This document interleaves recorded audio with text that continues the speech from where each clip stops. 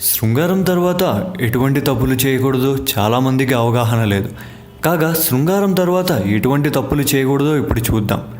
శృంగారం జరిపిన తర్వాత గంటలోపు మూత్ర విసర్జన చేయాలట. ఇది అక్కడ ఉన్న బ్యాక్టీరియా బయటకు వెళ్ళేలా చేస్తుంది. శృంగారం తర్వాత స్నానం చేయడం మంచిదే, కానీ బాత్టబ్లోకి నేరుగా వెళ్ళకూడదట. యోని ప్రాంతంలో ప్రేరణకు గురై మరింత విచ్చుకుంటుంది. శృంగారం తర్వాత బాత్టబ్ స్నానం వలన మరింత ఇన్ఫెక్షన్ రావచ్చు. వ్యాయామంలాగానే శృంగారం జరిగిన తర్వాత మిమ్మల్ని మీరు హైడ్రేట్ చేసుకోవడం అవసరం. డిహైడ్రేషన్ మీ శరీరం మొత్తాన్ని ప్రభావితం చేస్తుంది. జననాంగాలను నీటితో ఎండనీయకుండా చేసి బ్యాక్టీరియా ఇన్ఫెక్షన్ నుంచి తప్పించుకోండి. శృంగారం తర్వాత ఏం తిన్నారు అన్నది ముఖ్యం.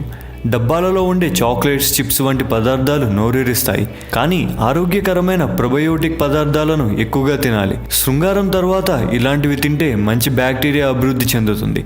శృంగారం జరిపిన వెంటనే ఆ ప్రాంతాన్ని సబ్బుతో కడగవద్దు, ఎందుకంటే లైంగిక భాగాలు వాటంతట అవే శుభ్రపడే అవయవాలు. ఏవైతే వస్తువులు నోట్లో పెట్టుకుంటారో అవి మీ జననాంగాల వద్దకు తేయకూడదు.